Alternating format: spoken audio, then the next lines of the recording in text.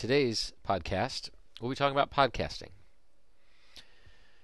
What we're going to talk about in this session is exactly what a podcast is, the different types of podcasts that you can create, how to actually make a podcast, the biggest and most important question, why make a podcast at all, and then we'll take a few minutes to try building a podcast.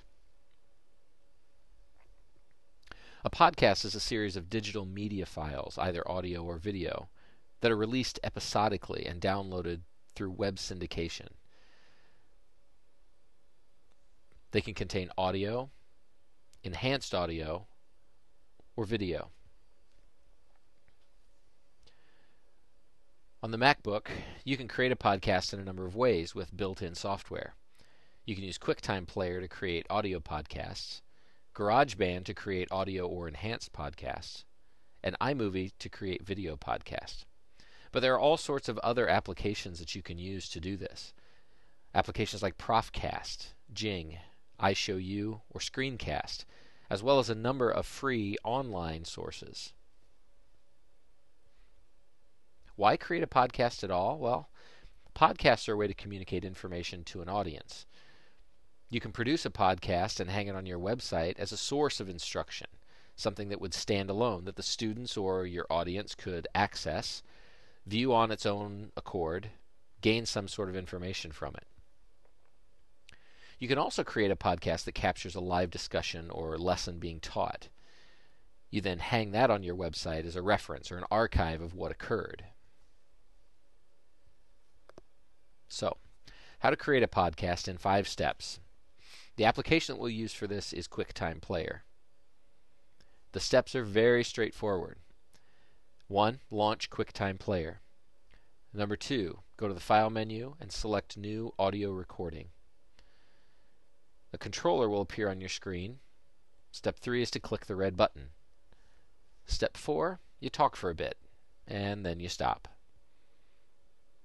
The final step is to save the file as. Now, when using QuickTime Player, it will export the file as a .mov, which is fine because you can hang that on your website just as easily as you can an MP3. QuickTime is easy. You can create an audio recording or movie. Now, the movie can be of your screen and what's happening on your screen, or from your built-in camera on your MacBook if you want to show you. Now, GarageBand is a better program to use because it has more abilities than QuickTime Player. It lets you create chapter markers. It lets you add artwork and images to your podcast. It supports multi-track recording as well as start and stop recording, so it's not an all or nothing. You can record for a while, stop, record for a while, and edit everything that you drop in the line. You can output the GarageBand files to an MP3, an enhanced podcast, or directly out to iWeb. You can control things like gain, pitch, and tempo in GarageBand. Now, there are more than 5 steps, but still, it's a great application to use, and it is pretty straightforward. So in this instance, we would launch GarageBand. We would select a new project, and then identify a podcast.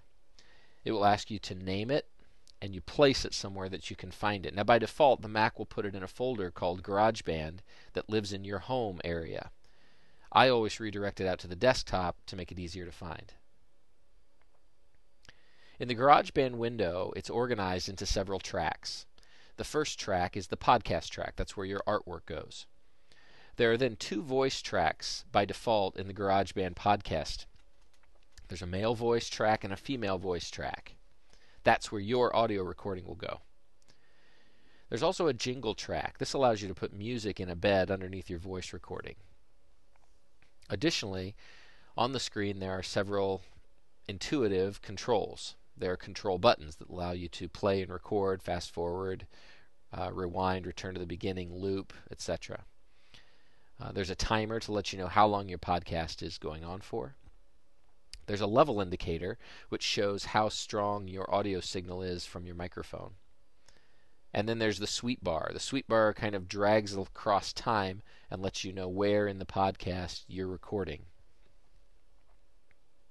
The sweep bar is very important because you'll use it to split tracks, to add markers, to start and stop your recording so that you don't overlap a previous recording. Recording is easy. You click the red button, you talk for a bit, and then you stop. Now in GarageBand, when you stop the recording, your sweep bar may continue. So it's important to press the space bar when you're finished. That will stop the progress bar, or the sweep bar, from moving forward. Now the important thing with GarageBand is understanding the difference between sharing and saving. When you save in GarageBand, you're creating a GarageBand file. That's not a podcast. In order to create a podcast, you have to share or export the file that you've created in GarageBand. Exporting gives you the podcast. When you share in GarageBand, you can do a number of things with the podcast you've created. You can send it to iTunes, send it to iWeb, burn the song to CD. But what most of you will do most of the time is export the song to disk. That's the best choice for most. This exporting function is where you will determine whether it is an audio-only podcast, or an MP3, or an enhanced podcast. The enhanced podcast will take your artwork and your chapter markers and everything that you built in GarageBand and export it out in that fashion.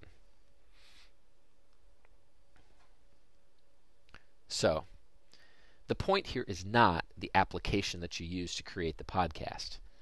You have to figure out how you will use the podcast to enhance your instruction. And there are lots of examples for this. Let's say you're a foreign language teacher and you're reviewing the colors. An audio podcast of you simply stating the color's name in your foreign language, and repeating it so that the students have a way to go out and listen to you repeat that for them over and over. Another example is reader's theater. It's a very powerful way to use podcasting to get your students involved. In general, if you can capture your lecture or discussion, whether it's the whole thing or just a piece of it, and podcast that out for others to be able to take advantage of, or for students to be able to review when they're preparing for assessment, it can become a powerful instructional tool. If you'd like more information about podcasting, I recommend you go to Google and search define:podcast, and it'll give you lots of definitions from all over the web with people's perspective on what podcasts are. I've also contained some websites here that will help you learn more about how to podcast. The digitalpodcast.com gives a 5 free steps to podcasting website.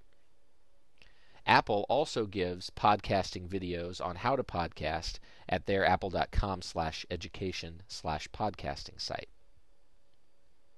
Don't have a MacBook, or you don't like the programs that we've talked about here today? You can use free podcasting tools like Audacity or Gcast, Jing, Juice, Podbean, Podomatic, etc. There is an unlimited supply of free podcasting utilities available on the internet today. All you need is an internet connection and a microphone, and you should be good to go.